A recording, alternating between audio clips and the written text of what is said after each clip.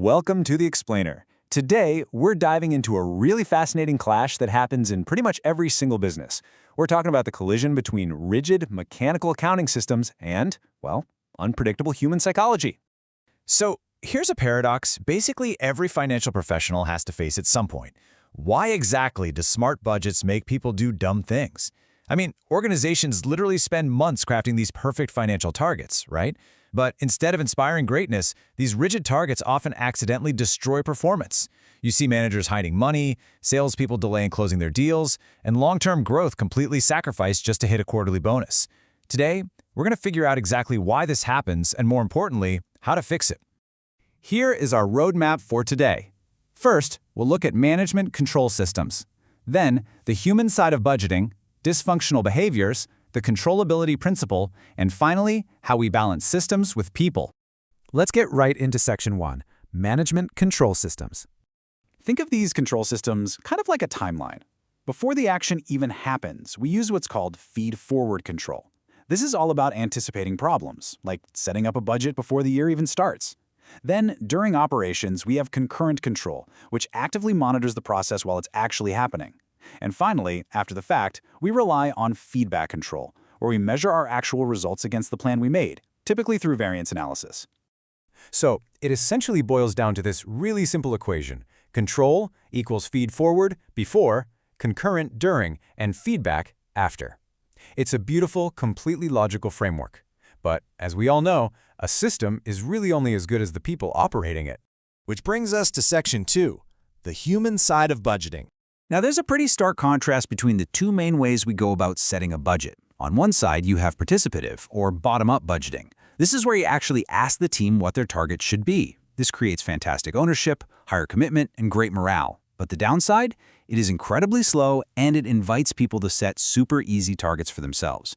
On the flip side, we have imposed, or top-down budgeting. This relies on the head office just dictating the numbers. It's wonderfully quick, it aligns perfectly with corporate strategy, but the staff have absolutely zero buy-in. And honestly, it can be highly demotivating because those targets might feel completely unrealistic to the people on the ground. So, as you can see, there is absolutely no perfect one-size-fits-all system here. As performance management pros, we are constantly forced to trade off between the efficiency of that top-down strategy and the motivation of bottom-up reality. And when that balance is off, well, things start to get weird. Moving on to Section 3, Dysfunctional Budget Behaviors. Okay, so when these performance metrics are poorly balanced, we start to see a whole lineup of what is basically corporate sabotage, driven purely by the metrics themselves. First up is gaming. This is when a manager accelerates sales or delays necessary expenses just to hit a specific bonus threshold by the end of the month.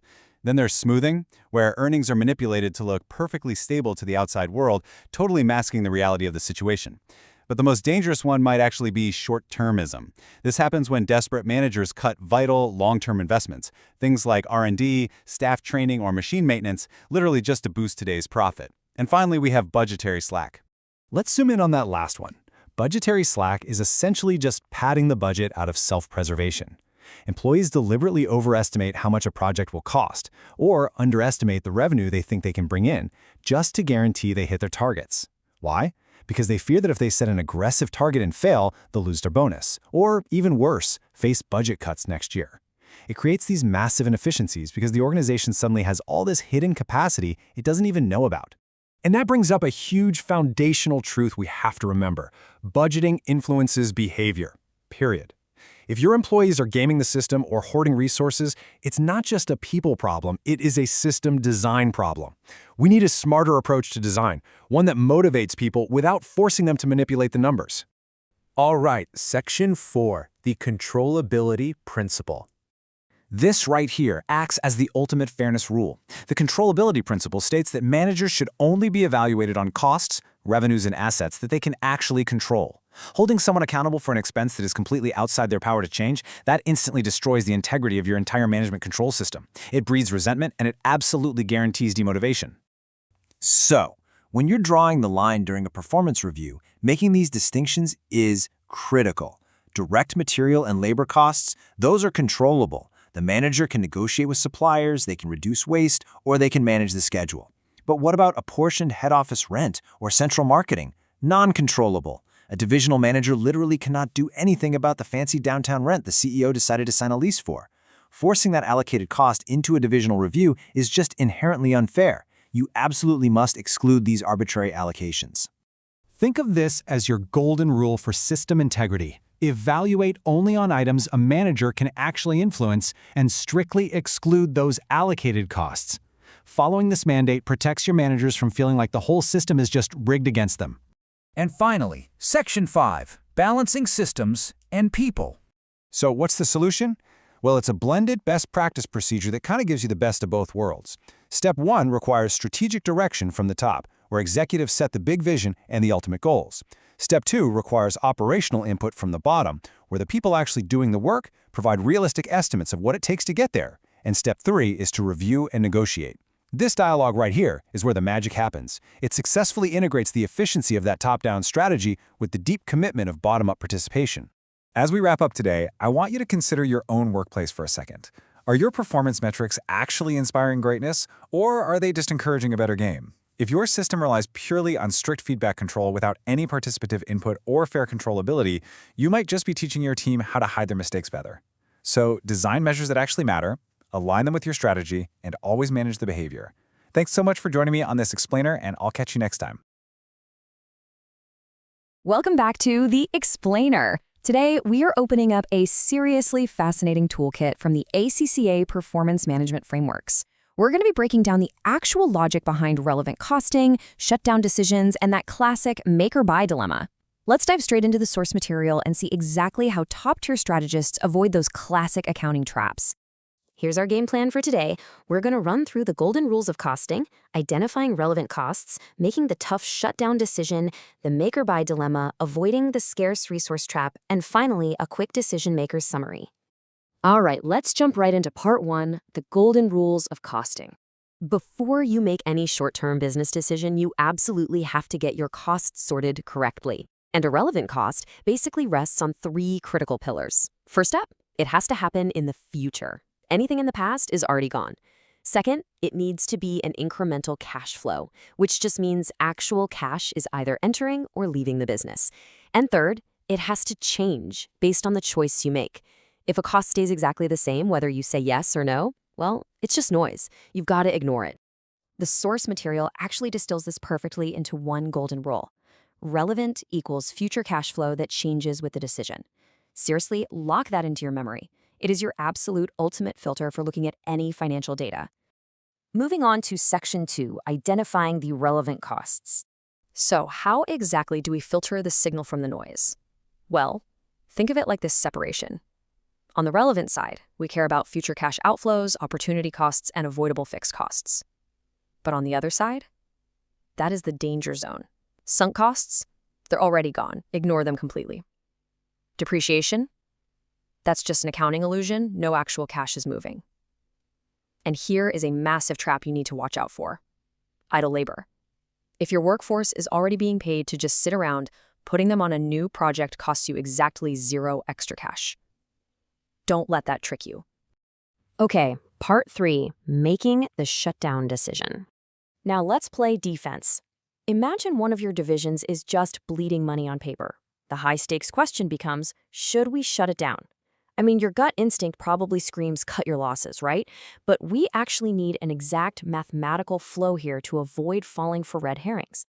The framework gives us a step-by-step battle plan for this. Step 1, calculate the lost contribution. Step 2, calculate the fixed costs you actually save. And pay close attention here. Only avoidable fixed costs matter. Things like apportioned head office rent, you're stuck with that either way. Step 3, consider any closure or redundancy costs. And finally, Step 4, compare those true cash savings against the contribution you're losing. Let's put some numbers to this with an example straight from the source. Imagine a product line generates £50,000 in contribution. If we pull the plug, boom, we lose that $50,000. But on the flip side, what are we actually saving? Let's say it's only £40,000 in avoidable fixed costs. Do the math there. Shutting down to save $40,000 actually costs you $50,000 in lost contribution. You would literally be £10,000 worse off by shutting down. Crazy, right? Which brings us to our second big takeaway. Shut down if and only if avoidable cost savings are greater than the lost contribution. If the savings don't beat the lost contribution, keep those doors open. Let's flip the script. Section 4, to make or to buy. We are pivoting from defense to offense now. Do we produce a component internally, or do we just outsource it and buy it externally? The core comparison here pits your total internal relevant cost against the external purchase price. But notice something absolutely crucial. The internal cost isn't just your materials and labor. It's the variable cost plus any opportunity cost. If you've got spare capacity, great, opportunity cost is 0. But what if you don't? That question leads us perfectly into Section 5, the scarce resource trap. This is where things get really interesting, and it's a huge trap in the source material. What happens when your internal resources are totally maxed out? Think about it. If your internal labor force is fully occupied building highly profitable products and you pull them away to make a new component, you are destroying contribution somewhere else. That destroyed contribution, it becomes a hidden penalty. Let's reveal that hidden penalty from our specific scenario. The source notes describe a product where labor currently earns a contribution of 3 pounds per hour, and this new component we want to make takes 2 hours. So, 3 pounds an hour times 2 hours equals a 6-pound hidden penalty. That 6 pounds is your opportunity cost. It's the very real cash you are giving up just to make the component in-house. Now watch how this scarce resource totally flips the decision on its head. Let's say the standard internal variable cost is 8 pounds, and buying it externally costs 10 pounds. At first glance, you're thinking, obviously we make it for 8. But hold on. Because labor is at full capacity, we have to tack on that 6-pound opportunity cost. Suddenly, our true internal cost skyrockets to 14 pounds, meaning that 10-pound external price is actually a total bargain. It's the clear winner. So the framework gives us this golden rule. Make it internally if the relevant cost is less than the external price. Otherwise, buy it. Just never, ever forget to include the opportunity cost if your resources are scarce. All right, let's wrap this all up. Section 6, the decision maker's summary. It's time to bring all these frameworks together into one powerful strategic checklist. First, you've got to base short-term decisions only on future incremental cash flows. Second, ruthlessly ignore sunk costs and unavoidable fixed costs. Third, shut down only if the avoidable savings actually beat the lost contribution. Fourth, always check for opportunity costs if your resources are scarce. And finally, outsource if the external price beats your true internal relevant cost. Which leaves us with one final incredibly important question. Are sunk costs and hidden opportunity costs clouding your next big business move? Because once you start applying these ACCA PM tools, you can cut right through the noise and see the right decisions with absolute clarity. Thanks so much for hanging out with me for this explainer, and I'll catch you next time. All right, welcome to this explainer. Today we're strapping in for a really high-yield coaching session focused squarely on 2 of the biggest, absolutely most critical profit-driving decisions in the ACCA Performance Management syllabus. We're talking about resource scarcity and pricing strategy. Look, if you want to conquer the PM exam and, let's face it, just survive the syllabus, you really have to know how to maximize profit when the odds are completely stacked against you. And you need to know exactly how to price your products to capture maximum value. Okay, let's dive right into this. So, here's our game plan for today. First, the profit maximization problem. Second, limiting factors and linear programming. Third, pricing decisions looking at both demand and cost. And finally, exam tricks and execution to make sure you actually secure those marks. Section 1. The profit maximization problem. What to make and what to charge. You know, in a perfect world, a business has infinite resources and infinite demand. But we operate in a reality that's governed by constraints. Driving profit isn't just about selling more stuff. It's about optimizing the very specific variables you actually have control over when everything else is restricted. So I want you to think about this question for a second. What do you do when you run out of labor or materials? Imagine your customers are practically knocking down the door, but your factory only has 100 hours of machine time available this week. Or maybe a global supply chain issue means you only have 50 kilograms of a really crucial raw material. How do you decide which products get made and which ones just get left on the cutting room floor? This right here is the classic problem of bottlenecks. Which brings us to Section 2, limiting factors and linear programming, conquering resource constraints. This is where we conquer those constraints, using pure math and strategic logic. When you hit a bottleneck, your entire production strategy has to pivot. You're no longer just looking at what makes the most money overall. You are looking at what makes the most money relative to the exact thing that is holding you back. If you remember only one single thing from this entire explainer about single limiting factors, please let it be this golden rule. Maximize contribution per unit of bottleneck resource. Notice we are not maximizing profit per unit. No way. We're maximizing contribution per unit of the bottleneck. So, if machine hours are holding you back, you want to produce the item that gives you the absolute highest contribution for every single hour that machine is running. Okay, let's break this down into the exact step-by-step flow you're going to need for the exam. Step 1, identify the limiting factor. Is it labor? Is it materials? Step 2, calculate the basic contribution per unit for each product. Remember, that's just selling price minus variable cost. Step 3, calculate the contribution per limiting factor. This basically means dividing the unit contribution by the amount of the scarce resource it actually takes to make one unit. Step 4, rank them. The highest contribution per limiting factor gets rank number 1. And finally, step 5, allocate your scarce resource to the highest rank until it's entirely used up. Now pay super close attention to step 4. The single most common mistake here is ranking by contribution per unit. Don't do it. Always, always rank by the bottleneck. But what happens when the real world gets even messier? What if you're short on labor and you're short on materials at the exact same time? Well, when a company faces more than one constraint like that, the simple ranking method totally breaks down. We have to level up our strategy to linear programming. Now, I know linear programming might sound a little intimidating. It's usually the part of the syllabus where everyone suddenly hates math. But trust me, it follows a really logical 4-step process. First up, you identify your constraints and translate them into mathematical inequalities. Second, you formulate your objective function, which, by the way, is always to maximize total contribution. Third, you solve the problem. You can do this either graphically by drawing out the constraints or algebraically using simultaneous equations. And fourth, you identify the optimal production mix.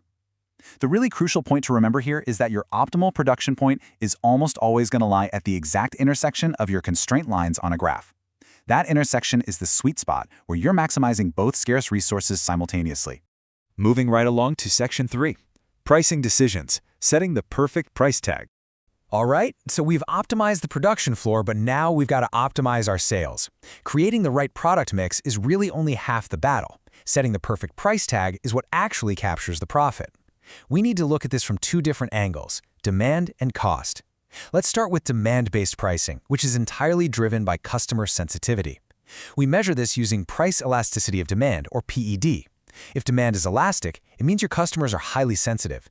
You raise the price even a tiny bit, and demand drops significantly. But if demand is inelastic, your customers are super loyal, or maybe the product is just an absolute necessity. In that case, you can raise the price, and demand will only drop a little bit. Understanding your PED completely dictates your entire pricing strategy.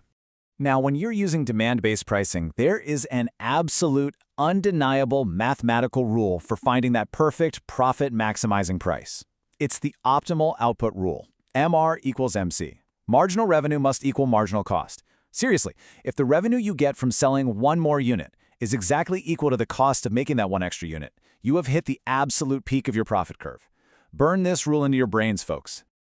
To actually find that MR equals MC point, you're often going to have to work with the linear demand curve equation, P equals A minus BQ. A is the price where demand hits 0, and B is the change in price divided by the change in quantity. Remember that total revenue is just price times quantity. The exam is very often going to give you this exact demand equation and ask you to calculate the optimal price point by deriving the marginal revenue and setting it perfectly equal to your marginal cost. Okay, let's flip the script and contrast that with cost-based pricing. This is a lot simpler, but, it comes with some serious trade-offs. The two main methods here are full cost plus and marginal cost plus. Full cost plus is highly advantageous because, well, it's simple and it guarantees all your costs are covered. But its massive disadvantage is that it completely ignores what the customer is actually willing to pay. It totally ignores demand. Marginal cost plus, on the other hand, is absolutely brilliant for short-term special orders where you just want to generate a little extra contribution. But it's pretty dangerous long-term because it might just fail to cover your fixed overheads. And this really brilliantly illustrates the mechanical difference between the two. Full cost plus takes your full cost per unit, so that's variable plus fixed overheads, and adds a percentage markup. It puts a markup on literally everything. Marginal cost plus only takes the variable marginal cost and adds a markup, which effectively serves as your contribution. So as a quick rule of thumb, full cost plus is your baseline for standard pricing, while marginal cost plus is your absolute go-to strategy for short-term, one-off special orders where you happen to have some spare capacity. And that brings us to Section 4, Exam Tricks and Execution, Avoiding the Traps. All right, we are in the final act here. You understand the theories of limiting factors and pricing, but actually passing the PM exam, that is all about execution. It's about knowing exactly where the examiner sets the traps and knowing exactly how to step right around them. Let's do a rapid-fire review of the absolute most common pitfalls. First up, ranking. I'm going to say it again. Always rank by contribution per limiting factor. If you rank by contribution per unit, your entire calculation is going to be wrong. Second, linear programming graphs. You absolutely must be comfortable drawing break-even and LP graphs using these specific computer-based exam or CBE tools. Please practice this before exam day. Third, for special pricing orders, if the scenario tells you there is spare capacity, immediately think of marginal cost plus. And finally, the most important exam technique of all, method marks. Show absolutely all of your workings. I literally cannot stress that enough. In the PM exam, method marks are a total lifesaver. Even if you mess up some early calculation and your final number is totally wrong, the examiner is going to follow your logic. If your logic and your steps are correct, you will still earn the vast majority of the marks. Which brings us to our final thought. You know the models, now apply them. Performance management isn't just about memorizing some formulas, it's really about applying them to realistic business scenarios to make critical, strategic decisions. You now have the exact tools to handle resource scarcity and to set those optimal prices. But I want you to ask yourself this. If a major competitor slashes their prices tomorrow, do you know exactly how your profit margins are going to survive the impact? Trust these frameworks, show your logic clearly on the exam, and you are absolutely going to crush it. Thank you so much for joining me for this explainer. Hey, welcome to This Explainer. Today, we're cracking the code on advanced performance management variances. Are your basic variances lying to you? Short answer, yes. They totally hide the real story. So let's fix those blind spots right now with advanced variances that show true business performance. First up, mix variance. This compares the actual versus the standard proportion of your inputs. Mix variance is literally just about the proportion of inputs you used. Now, yield variance. This looks at the actual output you managed to get from total inputs. Think of it like this. Mix is the input proportion, but yield, that's all about total output. Like if 500 kilos should make 100 units, but only makes 90. That's 10 units adverse. Which brings us to a huge exam trap. Would you punish a manager for a market crash? No way. The golden rule is controllability. Only judge them on stuff they can actually influence. So we have to separate the original budget, the new market reality, and what actually happened. Step 1 gives us the planning variance. Step 2, that calculates the manager's operational variance. Planning variance measures uncontrollable market factors. It basically highlights when the original standard was just unrealistic. If a material price unexpectedly jumps from 5 to 6 pounds, that 1 pound adverse is uncontrollable. But operational variance? That strictly measures a manager's actual, controllable performance against that revised standard. If they paid £6.20 against a revised £6 standard, that 20 pence is on them. Don't fall for this exam trap. Planning is strictly uncontrollable, but operational is totally controllable. Here's a quick cheat sheet. Memorize these one-line triggers right now. They're absolute lifesavers. Avoid deadly mistakes. Never mix up planning and operational. And always compare actual to standard yield. Separate the uncontrollable from the controllable. But tell me, will you recognize these traps on exam day? Welcome to This Explainer. We're going to completely decode target costing and life cycle costing today to help you absolutely crush your ACCA Performance Management exam. I am so thrilled to have you here. Look, if you've been struggling to connect the dots between strategic pricing and cost management, you are in exactly the right place. We're going to strip away all the confusion, focus purely on the high-yield concepts, and give you the tools you need to approach your exam with total confidence. So let's jump right into it. Listen closely, because to really pass PM, you've got to just completely toss out that old-school cost-plus mentality and wake up to a market-driven reality.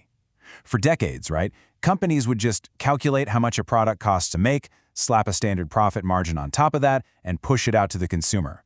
Well, in today's fiercely competitive environment, that approach is pretty much a fast track to irrelevance.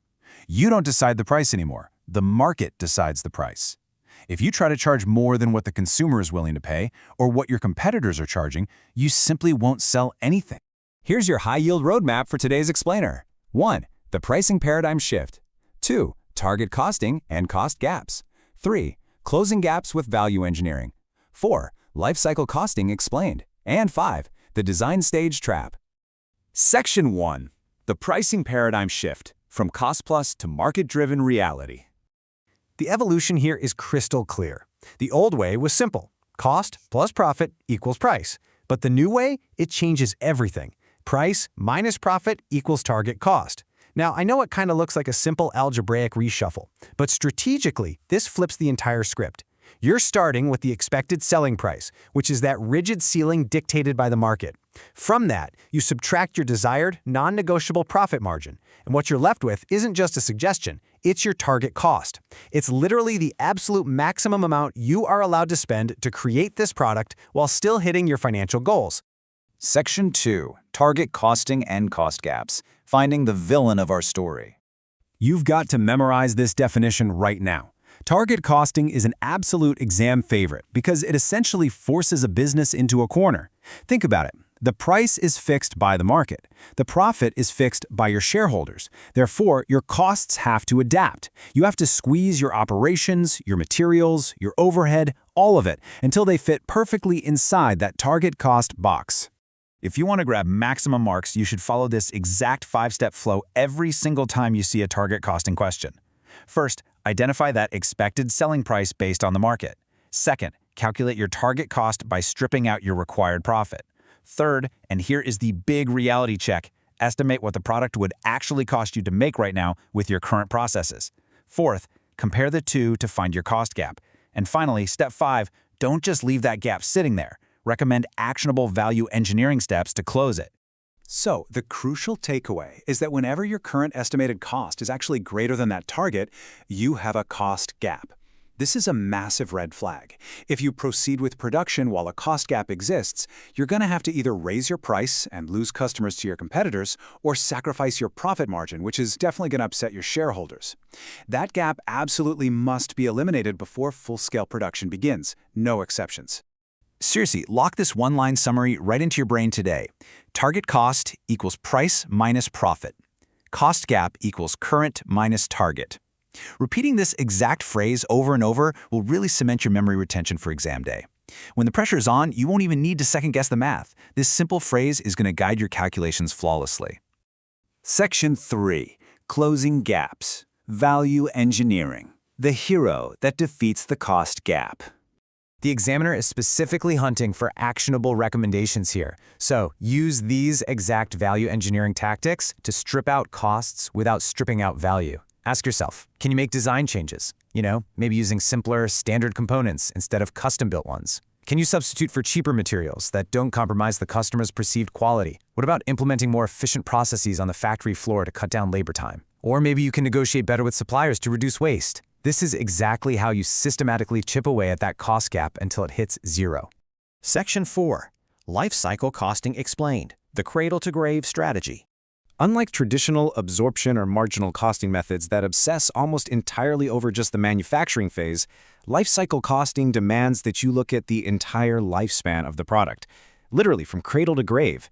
If you only look at the production costs, you're making major strategic decisions while flying completely blind to the massive expenses lurking at the very beginning and the very end of a product's life. Your mindset has to expand way beyond just the factory floor.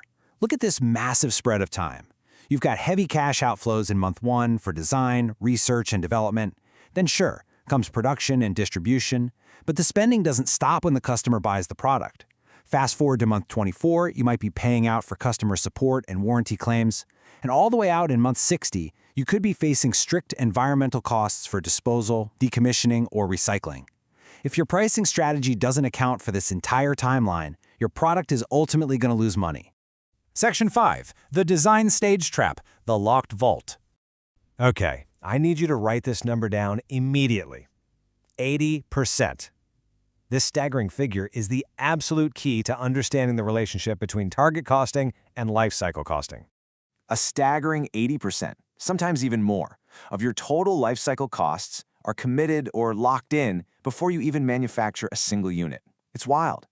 Think of the design stage as this massive, heavy steel vault. When your engineers sit down and decide what materials to use, what shape the product is going to be, and what technology it requires, they are literally deciding your future costs. Once that design vault closes and the product heads to the factory floor, trying to cut costs via Kaizen or simple factory efficiencies is incredibly difficult. At that point, you're just fighting over pennies. True cost management and true value engineering absolutely must happen early, right at the design phase. Here is your final high-yield one-liner to memorize for the exam. Lifecycle costing equals cradle-to-grave cost management. It proves that managing performance isn't just about yelling at the production manager to work faster. It actually starts on day one with the design team, and it doesn't end until the product is safely and legally disposed of. So ask yourself this question when you tackle your very next practice exam question. Are you actively managing your costs up front, or are you just reacting to them after they're already locked inside that vault? Understanding this distinction is exactly what separates an average student from a top-tier candidate. Take control of these concepts, apply them systematically, and go out and absolutely crush your exam. Thank you so much for joining me for this explainer, and happy studying. Welcome to The Explainer. Today we're cracking open the source material on advanced performance management, specifically zeroing in on the ACCA PM syllabus. We're looking at the actual rules of the game when it comes to corporate finance, how massive organizations control their money and, well, their people. It's a really fascinating look at strategy, psychology, and this incredibly delicate balancing act. Now, I want you to really think about this for a second. How do you price a product when the buyer and the seller are technically the exact same company? And, maybe even more universally, how do you stop managers from intentionally hiding secret cash or padding their numbers? Well, we're going to skip the boring agenda today and jump right into this clash of human nature versus corporate control. Let's get moving. Section 1, the internal price tag. Let's dive straight into a core concept of the ACCA PM syllabus, transfer pricing. Simply put, it's the price charged when goods or services are transferred between divisions within the exact same corporate group. Imagine you're the manager of Division A, right, a manufacturing plant, and you're selling your finished parts to Division B, the assembly plant down the street, which happens to be owned by the exact same parent company. Now, obviously, you both want your own division to look highly profitable, so what on earth do you charge your own colleague? Well, you can't just pick a number out of thin air. The transfer price has to land somewhere between an absolute floor and an absolute ceiling. The minimum price is the variable or marginal cost of the supplying division. I mean, you can't sell it to your colleague for less than it cost you to physically make it, right? That just doesn't make sense. On the flip side, the maximum price is the external market price. The buying division isn't going to pay you more than they'd pay an outside vendor on the open market. So the final price? It has to land right in that sweet spot between the two. So here is your cheat code. The transfer price range equals variable cost to market price. If you just understand this golden rule, you immediately understand the mathematical boundaries of all internal corporate sales. Section 2, Strategic Transfer Pricing Goals. Headquarters isn't just watching Division A and Division B argue over price for fun. No, they have 4 massive, often completely conflicting strategic goals. First, they want divisional autonomy. They want managers to feel like real CEOs running their own show. But second, they need global tax efficiency.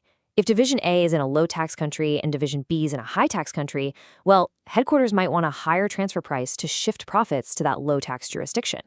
Third, the price must motivate managers so they actually want to hit their targets. And finally, they absolutely must avoid suboptimization, which is really just a fancy way of saying they can't let a division make a decision that's great for them, but terrible for the company as a whole. You can literally feel the immense friction here. So the crucial point you should take away is this. Transfer pricing equals balancing divisional autonomy, tax, performance, and motivation. It is the ultimate corporate tightrope walk. You tweak the price to save on taxes, and suddenly your managers are totally demotivated. You give them total autonomy, and suddenly you're bleeding cash on the global market. All right, Section 3, Building the Corporate Budget.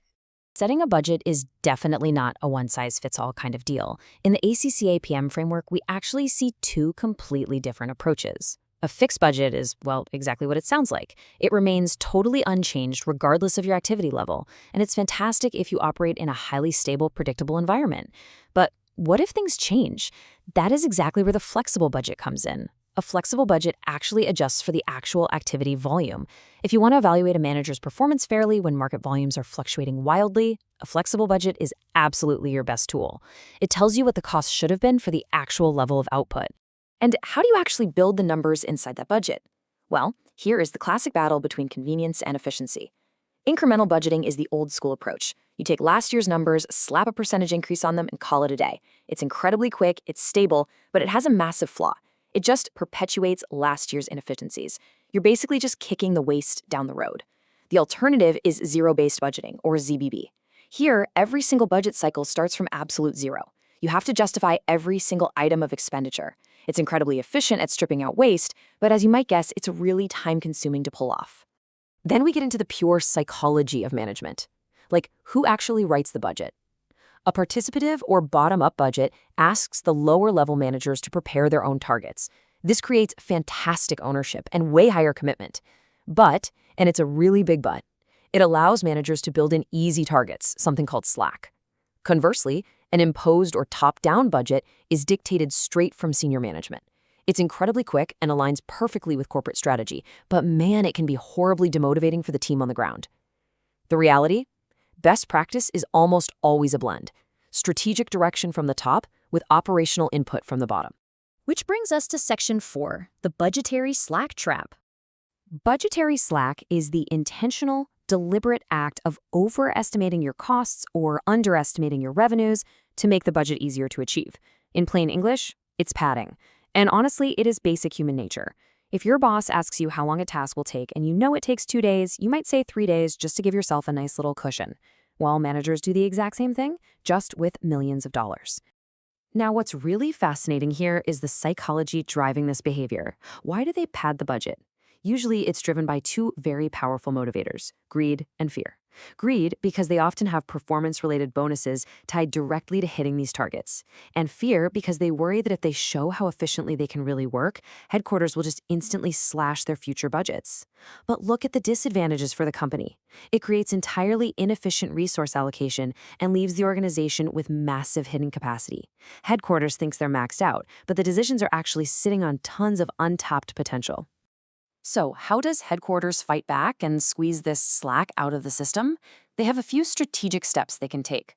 First, implement zero-based budgeting, which we talked about earlier. If you force managers to justify every single dollar from zero, the padding gets exposed pretty quickly. Second, compare their actual numbers to external industry benchmarks. If your division is spending, say, 20% more on logistics than your direct competitors, headquarters knows for sure there's slack hidden in there. And third, relink their performance bonuses to realistic, challenging targets rather than easily manipulated budget lines. The core takeaway here is simple. Budgetary slack equals intentional padding, and it completely reduces efficiency. Budget gaming might protect an individual manager's bonus, but it actively hurts the entire organization. Section 5, beyond traditional budgeting. So, given all these issues, some companies are just throwing out the old rulebook entirely. It's an approach literally called beyond budgeting. And the core premise? You completely abandon the traditional fixed annual budget. Instead, you rely on continuous rolling forecasts and key performance indicators, or KPIs, to manage the business. The ultimate goal here is to create a highly adaptive, decentralized system driven by purpose and values, rather than rigid financial targets set 12 whole months in advance. Let's balance the scales one last time. The advantages of beyond budgeting are frankly phenomenal. It makes the company incredibly adaptive to rapid market changes. It massively reduces that gaming and budgetary slack we just talked about, mostly because there's no fixed annual target to game in the first place. And it encourages continuous improvement. But look at the disadvantages. It requires an incredibly mature management culture to pull off. You need high trust. And the hard reality? External stakeholders like banks and investors, they still expect to see traditional budgets. They want those hard, predictable numbers. So here is your final golden rule for the day. Beyond budgeting equals no fixed annual budget. Instead, it's rolling forecasts, KPIs, and being highly adaptive. It really is a massive paradigm shift in performance management. Which leaves us with this final provocative thought. If traditional budgeting inevitably creates so much padding, gaming, and inefficiency, is it time for your organization to just blow up the annual budget completely? I know, it's a terrifying thought for accountants, but a deeply fascinating one for modern management. And that wraps up our explainer on ACCA PM transfer pricing and budgeting. I really hope this structured look clarified the rules of the game for you. Keep analyzing, keep questioning those numbers, and we'll catch you in the next explainer. Welcome to the Explainer. Today, we're diving into the ACCA PM syllabus, tackling financial versus non-financial performance measures. Sounds crazy, right? But seriously, relying on the wrong performance metrics can literally destroy your company's value. Take ROI, for example. You just divide controllable profit by investment to get a simple percentage. But watch out for the ROI trap. Managers might actually reject great projects just to protect their percentage. A much smarter fix? Residual income, or RI. It subtracts your cost of capital straight from the profit. Notice the big difference here. ROI chases a flashy percentage, while RI focuses on hard, absolute cash. Because it uses absolute dollars, ROI perfectly aligns your manager's choices with the company's overall goals. But here's the harsh truth. Purely financial metrics are totally backward-looking, making you dangerously short-sighted. Enter the Balanced Scorecard. It's a brilliantly holistic framework by Kaplan and Norton that completely fixes this. It balances financials by adding 3 vital areas: your customers, your internal processes, and learning and growth. It's pure cause and effect. Better learning creates smoother processes, which absolutely thrills customers and ultimately boosts your profits. Basically, these non-financials act like early warning systems, predicting your bottom line success way before it actually happens. Finally, let's zoom out to external benchmarking. How exactly do you stack up against the rest of the world? You can benchmark internally against your direct rivals or functionally against the absolute best in any industry. To nail this, you just identify your target, pick a partner, gather that data, and analyze the gaps. So, look at your own business. Are you trapped by basic ROI or measuring what truly matters? All right, welcome to this explainer. Listen, if you're an ACCA PM student getting ready to sit for your exam, I need you to grab your coffee, sit up straight, and tune in. Seriously, we are bringing absolute, highly caffeinated energy to your revision today. We're going to lock in some incredibly easy exam marks by attacking 2 of the examiner's absolute favorite topics. You probably already know the models, right? But today, we're going to learn how to actually apply them efficiently, and more importantly, dodge those traps that cost students their passing grades. So here's our game plan for today. First, cracking throughput accounting. Second, the T-PAR decision rule. Third, environmental management accounting, or EMA for short. And fourth, the 4 types of environmental costs. These are 2 massive topics, and we are going to absolutely crush them. Okay, let's dive right into this. Section 1, cracking through throughput accounting and beating the bottleneck. Look, in literally any manufacturing process, there is always a bottleneck, right? It's that one slow machine or process that completely limits your total output. Throughput accounting is all about maximizing your profit around that single limiting factor. But to really get this, we have to look at the absolute core definition. Throughput is simply your sales revenue minus your direct material cost. That's it, nothing else. In the world of throughput accounting, we make this huge, absolutely crucial assumption: only direct material is considered truly variable. Every single other factory cost, rent, electricity, and yes, even the people working the machines, it's all just lumped together as a fixed total factory cost in the short term. Now stop whatever you're doing and pay attention to this, because this is the ultimate exam trap. I'm telling you, do not fall for this. The examiner is almost certainly going to give you a direct labor cost per unit and try to tempt you into deducting it from your sales revenue. No way.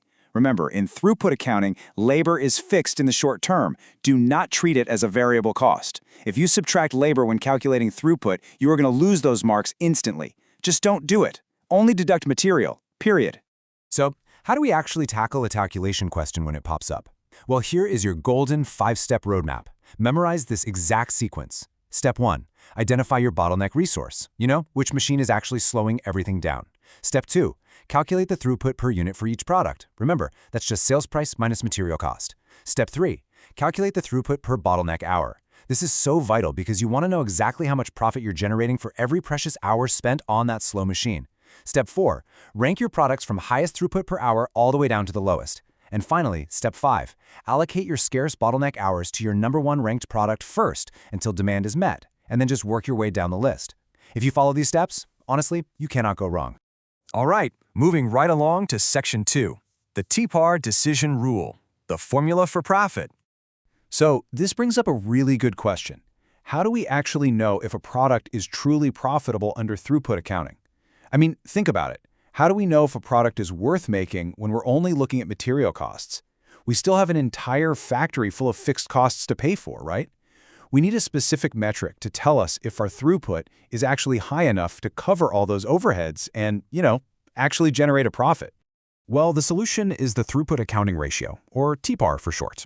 Here's how it works. You take your throughput per bottleneck hour and you divide it by your total factory cost per bottleneck hour. It's like a giant balancing act. You're essentially comparing the exact rate at which you generate cash against the rate at which you spend cash on your factory overheads. The ultimate goal here is always to maximize your throughput per bottleneck hour to make absolutely sure it outweighs those fixed factory costs. And that brings us to the absolutely crucial point, the decision rule. Your TPAR must be greater than 1. Seriously, scream this rule from the rooftops. If the TPAR is greater than 1, the product is profitable, boom, done. It literally means you're generating cash faster than you're burning it. But if it's less than 1, oh boy, you are losing money every single time that bottleneck machine ticks over. Let's violently hammer this concept into your short-term memory with a brilliant one-line summary from our revision notes. Throughput equals sales less material. Maximize per bottleneck hour. Seriously, if you take absolutely nothing else away from this topic today, remember that single sentence. It's the whole shebang. It contains the formula and your ultimate objective all in one perfectly wrapped package. Okay, take a deep breath and let's quickly reset, because we are diving into Section 3, Environmental Management Accounting, or EMA, Making Costs Visible. We are completely pivoting here to our second boss battle, a topic that blends hard financial metrics with corporate responsibility. See, the traditional problem with environmental costs, stuff like waste disposal or emissions compliance, is that they're usually totally hidden. They just get dumped into this massive, generic, general overhead bucket. And because of that, management has literally no idea which specific products are actually causing the damage. Well, EMA completely changes the game. It identifies these environmental costs and aggressively allocates them to the specific products or processes that actually generated them. Basically, it makes the hidden costs visible so management can finally step up and make smart, targeted decisions. Now, you might be wondering, how do we actually do that allocation in a real exam question? Well, here is your ultimate exam trick. You use activity-based costing, or ABC. You allocate these environmental costs using specific cost drivers. So instead of allocating waste disposal costs based on something totally arbitrary, like, say, labor hours, you allocate them based on the actual kilograms of waste a product creates, or maybe the liters of effluent it pumps out. This method heavily penalizes the dirty products and for sure accurately reflects their true cost to the business. All right, let's bring it home. Section 4. 4 types of environmental costs. Categorize to win. To totally master EMA, you must be able to perfectly categorize environmental costs into proactive and reactive management buckets. First up, we have prevention costs. This is stuff like buying equipment to reduce emissions before they even happen. Second, we have detection costs. Things like testing and monitoring, just to ensure you aren't polluting. But then, things go wrong, right? That's internal failure. It means the pollution happened, but luckily you caught it inside your factory. Think cleaning up a spill or paying for safe waste disposal. And finally, the absolute worst-case scenario, external failure. The pollution actually escaped into the world, resulting in severe government fines, massive lawsuits, and a completely devastating loss of reputation. Notice a trend here? Investing early in prevention is always cheaper than paying for a massive external failure down the line. To anchor this entire topic in your mind forever, we have our second one-line summary. EMA equals making environmental costs visible for decisions. It really is that simple. Pull the costs out of general overhead, attach them to the right product using your cost drivers, and make decisions that improve both the environment and your bottom line. All right, final section. Go pass your exam. Final strategic advice. We have covered a significant amount of high-yield ground today. As we wrap up this revision masterclass, here is your final, absolute, non-negotiable rule. Show all your workings. I mean it. The examiner's reports say this exact same thing year after year. Let's say you mess up one simple calculation early in a throughput question. Well, unfortunately, your final TPAR number is going to be wrong. But if the examiner can clearly see your logic and see that you followed the correct steps, they are going to award you method marks. And believe me, those method marks are literally the difference between a 48% fail and a 50% pass. So please, show your steps. Just think about what we've accomplished today. You now know to completely ignore labor when calculating throughput. You know exactly how to maximize profit per bottleneck hour. You know how to use ABC to expose those hidden environmental costs. You know the models, you know the traps. So, are you ready to apply them and completely crush your PM exam? I know you are. Keep revising, practice those past papers, and go get that pass. Welcome to the Explainer. Let's crush the modern PM toolkit for your ACCA Performance Management exam. We're tackling 3 high-yield topics today: beyond budgeting, big data's 4 V's, and customer profitability analysis. First up, a huge problem. Are rigid, traditional annual budgets actually driving dysfunctional behavior in businesses? The fix? Ditch those fixed constraints entirely. We're moving toward beyond budgeting and its agile, rolling forecasts. This totally crushes budgetary padding. It stops system gaming and actually encourages real, continuous improvement. But heads up, ditching fixed budgets demands high transparency, strict accountability, and a super mature management culture. Next is big data. These massive datasets are literally the fuel for predictive, real-time performance management. You gotta memorize the 4 V's for the exam: volume, velocity, variety, and that crucial quality, veracity. All this data directly powers real-time dashboards and our final critical tool, Customer Profitability Analysis, or CPA. Now here's a totally counterintuitive fact you need to remember. Not all customers are actually profitable. CPA exposes the massive gap between a customer bringing in high revenue versus actual bottom-line profit. To find that true profit, you've got to allocate hidden costs, like order processing, delivery, and returns. The math proves it. An 80,000-pound revenue customer could seriously end up losing you $3,000. So take strategic action. Raise those prices, enforce minimum order levels, or push cheaper direct channels. Exam trap alert. Don't just calculate the data. You must recommend real, actionable commercial fixes. Ask yourself, do your performance metrics actually capture true value, or are you just counting costs? Listen to me closely. If your ACCA exam is literally days away and you're feeling totally overwhelmed, just stop right now. Take a deep breath. You are in exactly the right place. Welcome to this Masterclass Explainer. I'm here to execute a rapid-fire, completely no-fluff rescue mission to get your brain locked in and exam ready. We're cutting out all the noise, dropping the textbook filler, and focusing exclusively on the high-yield, pure signal concepts that are going to drag you across that pass mark. So I need your absolute, undivided focus for the next few minutes. Let's get into it. I want this to burn into your memory right now. You will learn more from your mistakes than from any notes. Listen, this isn't just some cheesy motivational poster. This is your absolute battle cry for these final hours. Stop passively reading endless pages of text. The ACCA examiner is not going to test your ability to highlight a textbook. No way. They are testing your ability to navigate their traps. And honestly, the absolute fastest way to learn how to dodge those traps? Fall into them right now, figure out exactly why you fell, and make sure you never, ever do it again. So here is our 3-step game plan to get you exam ready. Number 1, ultra-fast revision. Number 2, common exam mistakes and fixes. And number 3, practice strategy. Let's kick things off with Section 1, ultra-fast revision. All right, shift your brain into top gear right now. No more long paragraphs. We are hardwiring one-line triggers into your mind so they fire off automatically. Boom, adjusted present value. If you're sitting advanced financial management, this is an absolute must-know. APV literally separates the operating NPV from the financing side effects. You need to instantly generate this formula in your head. Base case NPV plus the present value of the tax shield on debt minus your issue costs plus the present value of any subsidized loan benefits. Drill that exact sequence. Base plus tax shield minus issue plus subsidy. Lock it in. Okay, let's see how fast we can trigger your recall across different papers. Ungearing beta, you're removing financial risk using 1 minus the tax rate. Target costing, it is always the target selling price minus your desired profit, and you absolutely must close that gap with value engineering. Throughput, it's simply your sales revenue minus direct material cost only, and your entire goal is to maximize it per bottleneck hour. Lock these associations into your brain immediately. Now let's talk relevant costs. These are strictly future incremental cash flows. I honestly cannot emphasize those two words enough. Future, incremental. You know, the examiner absolutely loves to bury sunk costs, like market research you've already done or machinery you've already bought, deep into the scenarios just to waste your time and destroy your calculations. Listen to me. If it's already spent, it is sunk.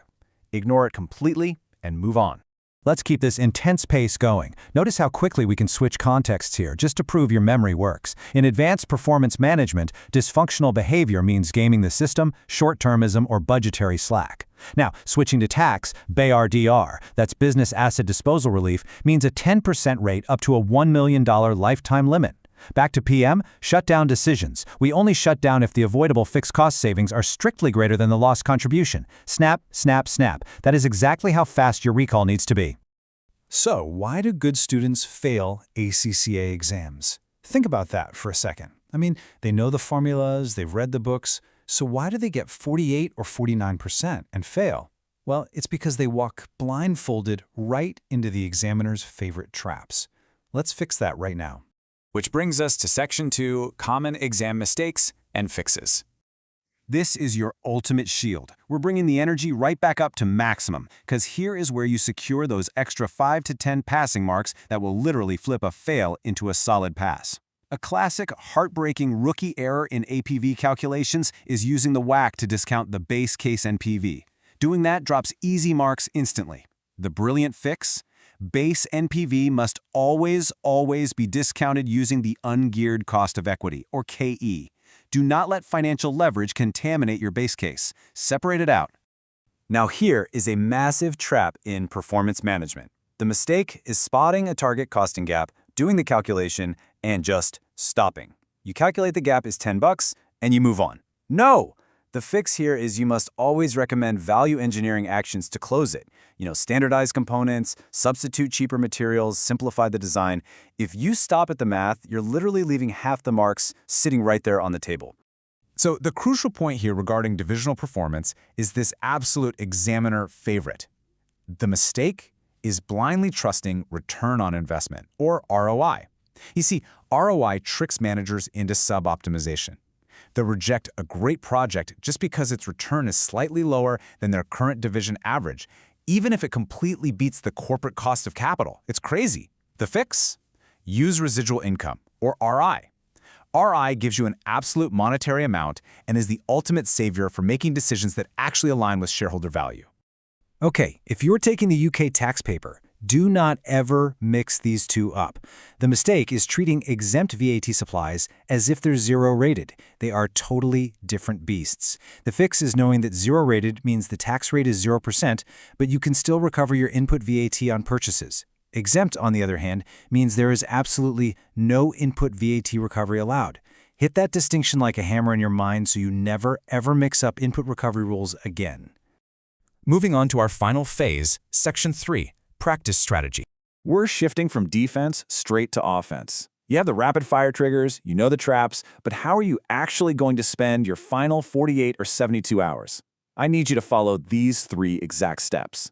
Step 1. Attempt the objective test questions and mocks in the ACCA free practice platform. Step 2. The timer is on. No pausing to check a textbook, no pausing to grab a coffee. You absolutely must simulate the brutal reality of the exam hall to build your stamina. And step 3, review your mistakes deeply, because honestly, that is where the actual learning happens. I want you to screenshot this golden review template right now. Seriously, do it. For every single question you get wrong from here on out, you're going to do a forensic breakdown. What was the question? What was your answer? What was the correct answer? Why were you wrong? Was it a math error or a concept gap? And finally, what is the fix? If you use this framework for everything, your scores will absolutely skyrocket.